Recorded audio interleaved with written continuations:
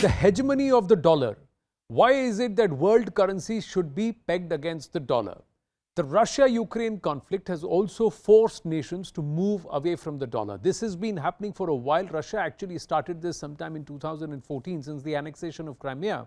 But there are more and more nations now want to create mutual trade agreements and also bring in tradability between their mutual currencies, or perhaps peg a currency which is agreeable to them that is not the dollar. What is also interestingly happening is many nations are now offloading their dollars and stacking up on gold reserves.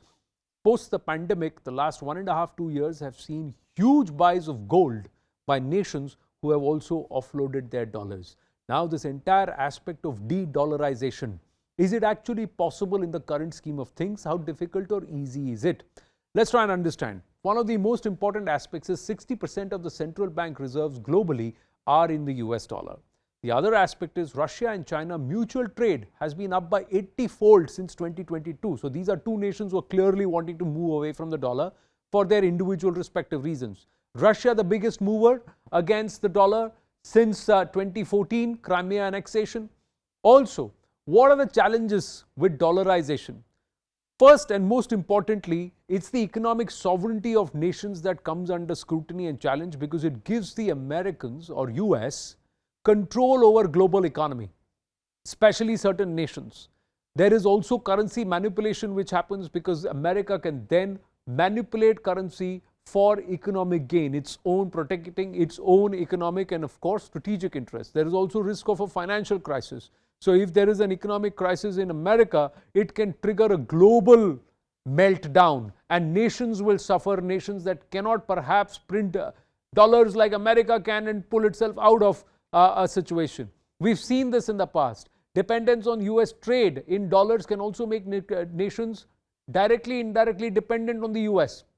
So by default, America then economically controls the world. Geopolitics.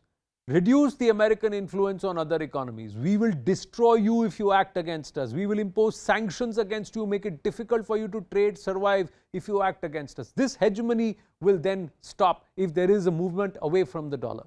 But there comes with challenges too. The challenges with de-dollarization is whose currency is superior and whose currency should be taken, and what should be the terms of convertibility. So it's limited convertibility. It's not fully convertible. So the use is limited. So if Russia and China were to work on a nexus, they do now, they have come to an agreement, but can all other nations come to an agreement?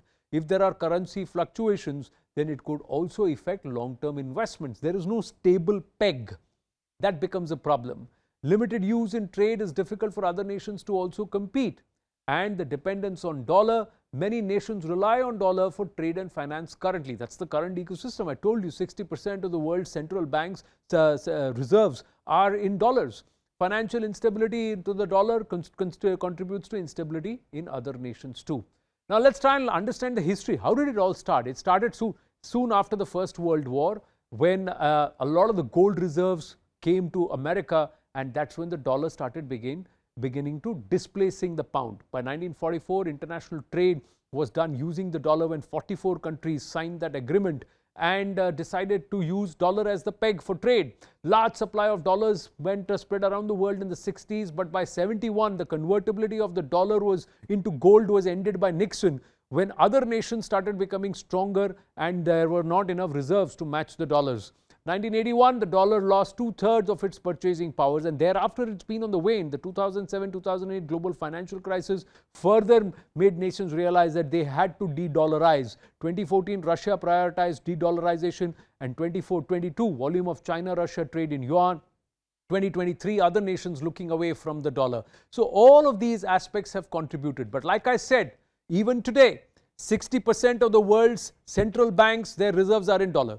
So de-dollarization is a possibility, but is it going to be a reality in the near future? We'll have to wait and watch. There are many nations like India, Saudi Arabia, Brazil, Argentina, and the UAE, along with Russia and China, who are moving in this direction.